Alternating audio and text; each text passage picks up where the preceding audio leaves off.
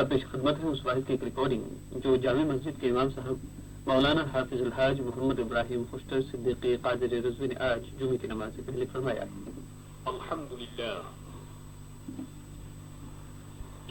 نحمده ونستعینه ونستغفره ونؤمن به ونتوکل علیہ ونعوذ بالله من شرور أنفسنا ومن سيئات أعمالنا من يهده الله فلا مضل له ومن يضلل فلا هادي له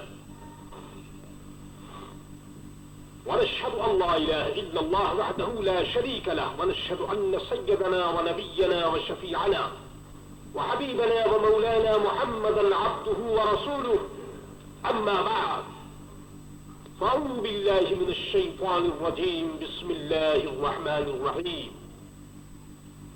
وقل رب ارحمهما كما ربياني صغيرا صدق الله مولانا العظيم وصدق رسوله النبي الكريم ونحن على ذلك لمن الشاهدين والشاكرين والحمد لله رب العالمين. اللہ کے آخری مقدس اور مکرم رسول حضرت محمد رسول اللہ صلی اللہ تعالی علیہ وسلم کی بارگاہ بے کس پناہ میں درود و سلام عرض کی.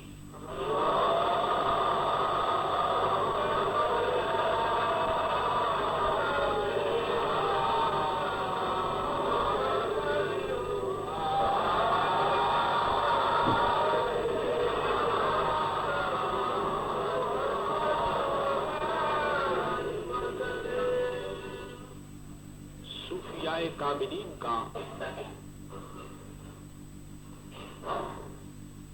نہایت مبارک معیار اور بڑا اچھا طریقہ ہے جو عموماً بیان کیا جاتا ہے، اور وہ یہ کہ جو شخص اپنے آپ کو جان لے، اپنے آپ کو پہچان لے، تو وہ خدا کو جان گیا، خدا کو پہچان گیا. اور ظاہر ہے کہ جب آدمی اپنے آپ کو جانے گا تو اپنی معرفت کے بعد یقینی ہے کہ اس کی نظر اس کے آباء و اجداد پر پڑے گی، کیونکہ یہ 3.5 ہاتھ کا آدمی جو سڑکوں پر چلتا ہے، پھرتا ہے، مختلف قسم کے کامیں کرتا ہے،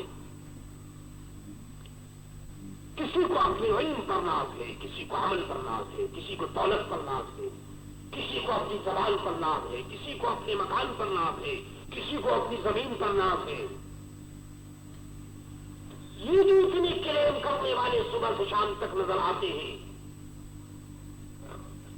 اگر انہیں معرفت نفس حاصل ہو تو یہ لازمی نتیجہ ہے کہ ان کا ضمیر انہیں مجبور کرے گا، آواز دے گا کہ اے شخص تو یہ دیکھ اور سمجھ کہ تو کہاں سے آیا ہے. اس دنیا کے آنے میں اور اس دنیا میں جو تو آیا ہے اور مادی اور علمی جو منفعت کی حاصل ہے، اس میں یقیناً تیرے والدین کریمین کا ذریعہ ہے. تیری ماں اور تیرے باپ کی دعائیں، ان کا وجود اور ان کی شخصیت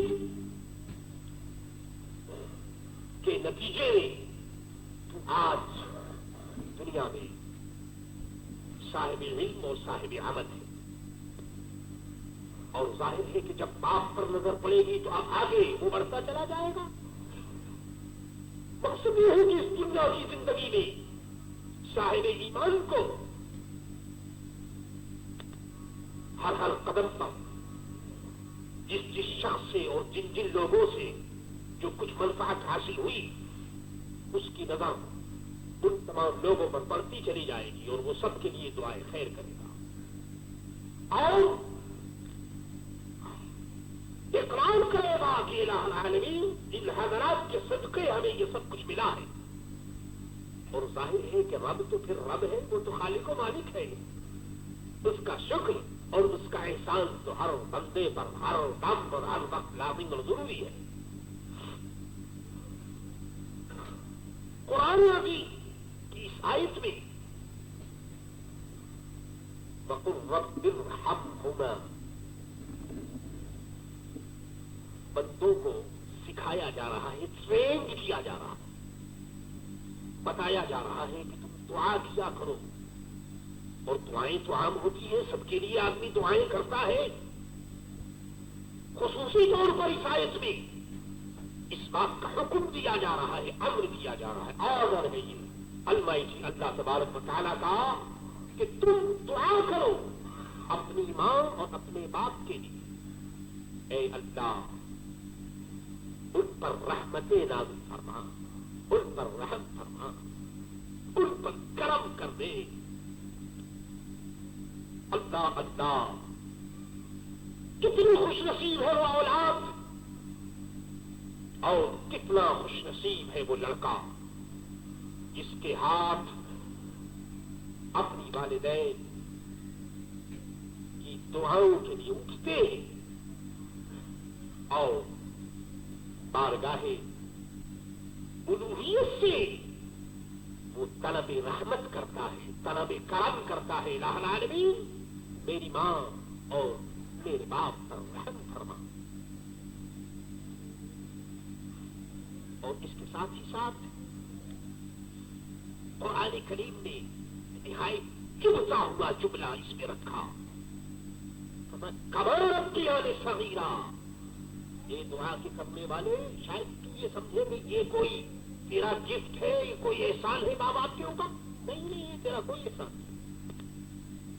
تو اس دعا کے ساتھ یہ بھی اقرار کرتا چل کہ الہ العالمین تو میری ماں اور میرے باپ پر رحم فرما، کما ربیان صغیرا، جیسا کہ ان دونوں نے میرے بچپنے میں میری تربیت کی، میری پرورش کی، مجھے اتنا بڑا کیا، میرے لیے خون اور پسینہ ایک کیا، محنت کی، اور جانے کیا کیا کیا. کما ربیان صغیرا. اندازہ کیجیے کہ قرآن مقدس کس انداز سے حکم دے رہا ہے. ان کڑیل نوجوانوں کو جن کو اپنی چڑھتی ہوئی جوانی پر بڑا ناز ہے، وہ لوگ جو اکڑ کر کے چلنے کے عادی ہے، آؤ تکبر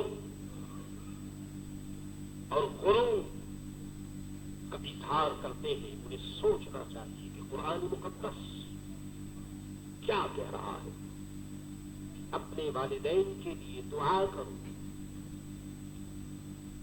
اس آیت کی تفسیر میں مفسرین کا اجماع ہے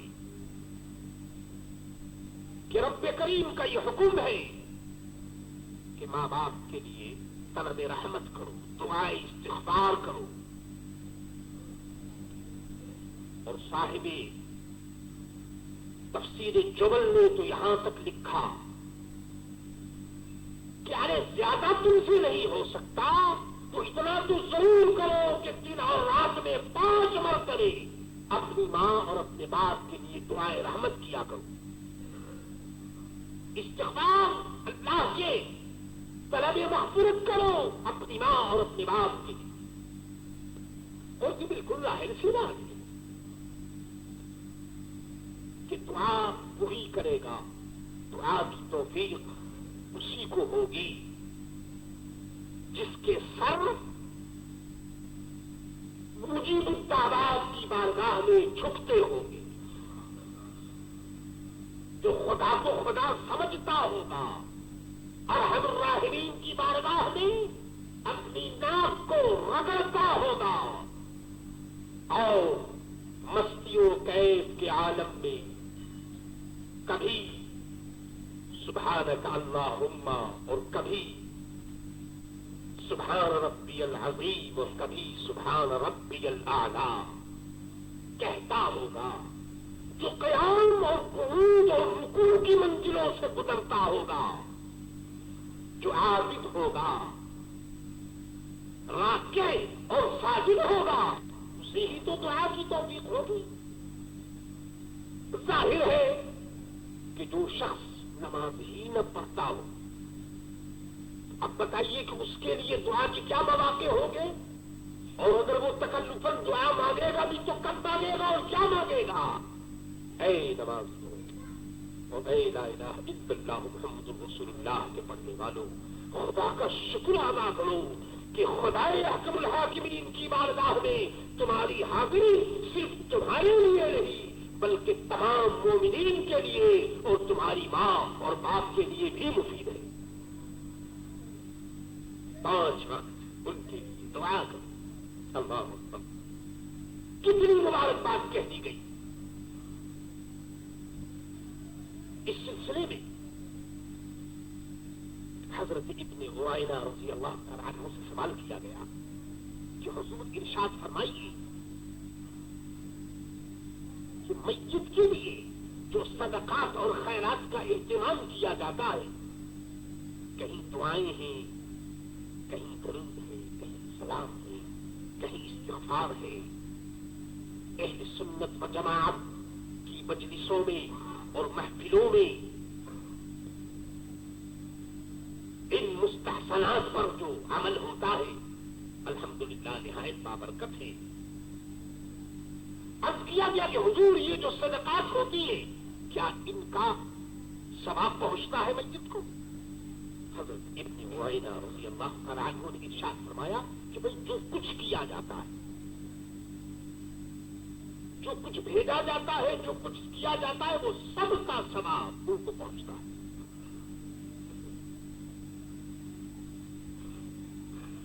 اور ارشاد فرمایا کہ استغفار سے پڑھ کر کے اللہ کی بارگاہ میں اور کوئی چیز نہیں، بندہ استغفر اللہ پڑھے، طلب مغفرت کرے، اس سے بڑھ کر کے کوئی چیز نہیں۔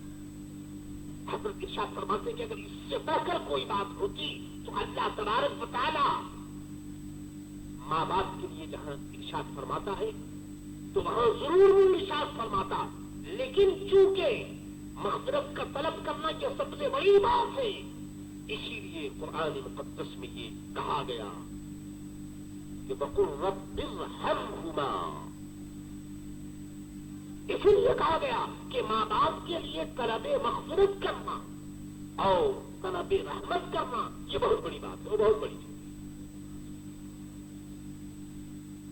یہ کہنے کے بعد سرکار دو عالم فدا ابی و امی حضرت محمد رسول اللہ صلی اللہ تعالی علیہ وسلم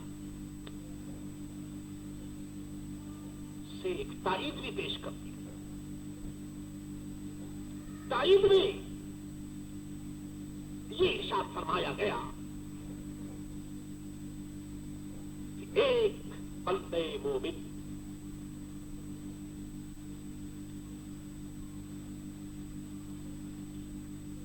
عالم آخرت میں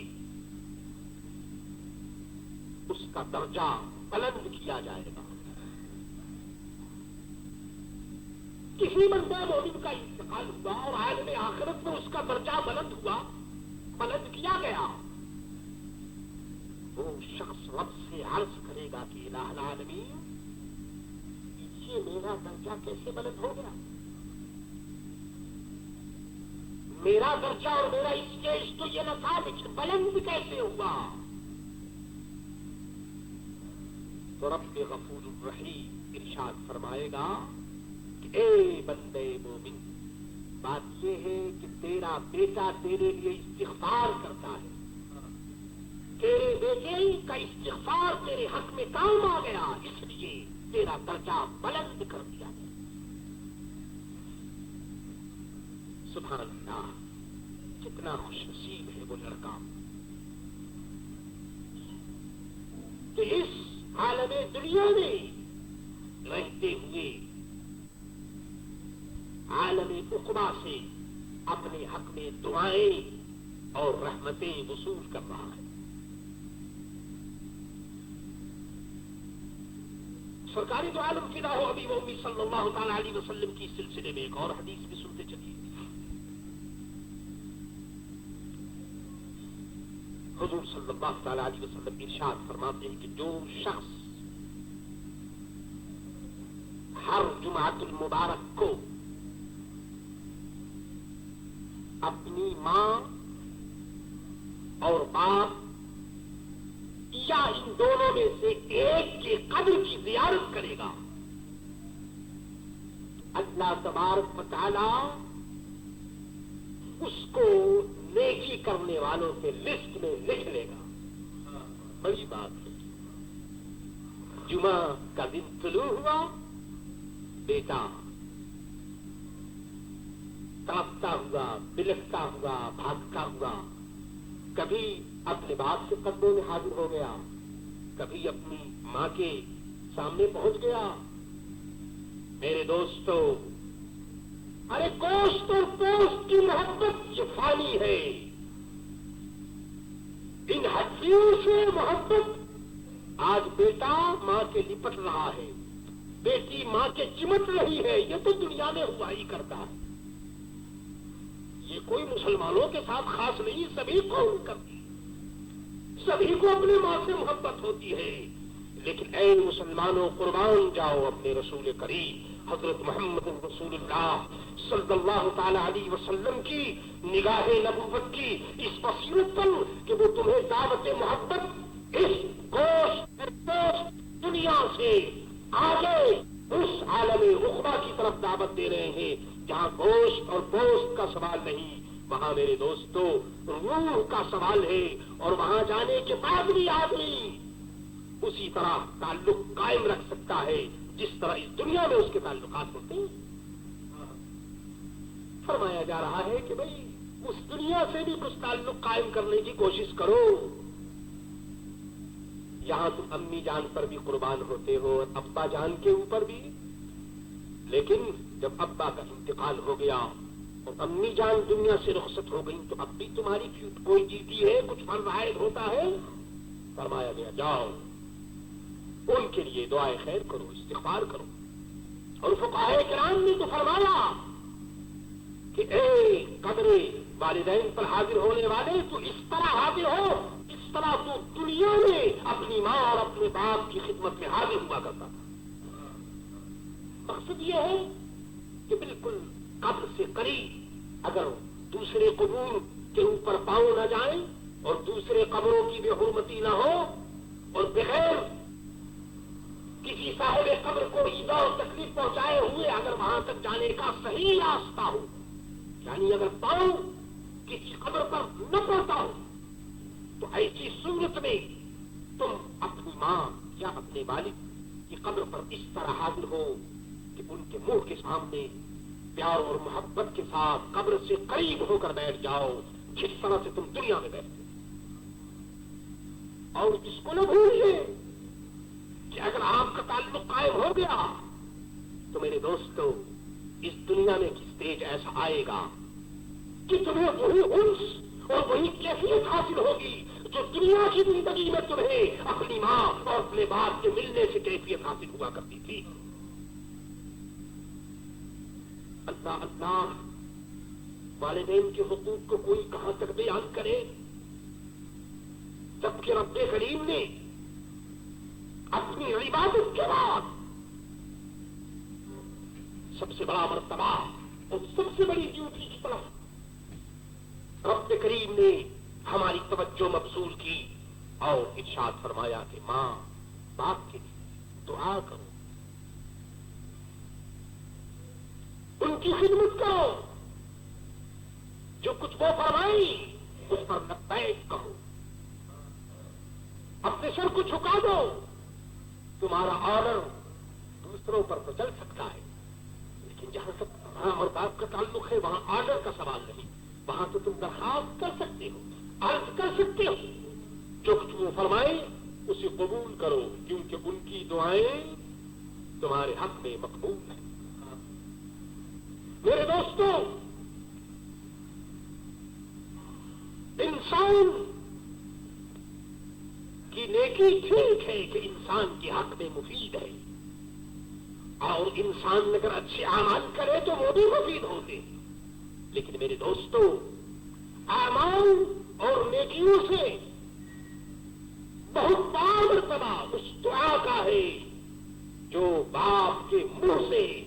ماں کے منہ سے اپنے لڑکے یا لڑکی کے لیے نکل جائے. بہت بڑی بات ہے, بہت بڑی بات ہے. اور اسے فراموش نہ کریے کہ اگر خدا نہ خواستہ ماں باپ کے منہ سے بجائے دعا کی اگر وہ دعا نکل گئی تو پھر ہمیں سوچنا چاہیے اور خیال کرنا چاہیے کہ ان کی بد دعا کو رد کرنے والا کون ہے. رب کریم کی رضا والدین کی دعا اور بد دعا کے ساتھ ہے. اس لیے میرے دوستوں والدین کو راضی کرنا نہایت ضروری ہے. علماء کرام کا ارشاد ہے اور اس سلسلے میں حدیث کی تائید بھی ہے. یہاں تک ارشاد فرمایا کہ دیکھو اگر تم والدین کو راضی کرنا چاہتے ہو کہ وہ قبول میں ہم سے راضی رہے تو ارشاد فرمایا کہ دنیا میں وہ جو اچھے کام کرتے تھے تم بھی ان اچھے کاموں کو جاری رکھو. یہ نہیں کہ والد صاحب کا انتقال ہو گیا, ادھر انتقال ہوا اور ادھر میرے دوستوں اچھے کام بھی ختم ہو. یہ نہیں. ارشاد فرمایا گیا کہ تمہارا باپ جن لوگوں سے محبت کیا کرتا تھا تم بھی ان سے محبت کرو. جن سے انہیں عقیدت تھی تم بھی ان سے عقیدت رکھو. مقصد یہ ہے کہ بزرگان دین اور اپنے والدین کے آداب کو, ان کے طریقے زندگی کو, یعنی وہ طریقہ جو کتاب و سنت کے مطابق ہو اور اہل سنت و جماعت کے مسلک کے مطابق ہو, اس طریقوں کو تم قائم رکھو. اس کا نتیجہ یہ ہوگا کہ اگرچہ تم اس دنیا میں ہو لیکن والدین خوش ہوں گے, دعائیں کریں گے کہ الہ العالمین یہ میرا بیٹا میرے ساتھ اچھا سلوک کر رہا ہے. اور اس کا نتیجہ یہ ہوگا میرے دوستوں کہ جب تم دنیا سے جاؤ گے تو اللہ تبارک و تعالیٰ اپنے فضل و کرم سے تمہاری نسل میں یا تمہارے دوستوں میں ایسے لوگوں کو پیدا کر دے گا جو تمہارے مرنے کے بعد تمہارے لیے دعائیں خیر کریں. وَقُلْ رَبِّ ارْحَمْهُمَا كَمَا رَبِّيَانِ صَغِيرًا. اے اللہ ان دونوں پر رحمتیں فرما جیسا کہ ان دونوں نے میری پرورش بچپن میں کی اور آج. میرے دوستوں والدین ہی کا صدقہ ہے کہ لوگ آج جوانی کی منزلوں سے گزر رہے ہیں اور دین اور دنیا کی نعمتیں انہیں میسر ہیں. اے والدین کے لیے دعائیں کرنے والوں خدا تمہاری مغفرت فرمائے. آؤ ان نوجوانوں کو اللہ تعالیٰ توفیق دے جو والدین کے لیے ابھی تک کچھ نہ کر سکے کہ وہ اب اپنے والدین کے لیے کریں اور خدا واحد قدوس کی بارگاہ میں آ کر عبادت کریں, نماز پڑھیں تاکہ اس کے ذریعے والدین کے لیے دعائیں بھی کر سکیں. وما علینا الا البلاغ.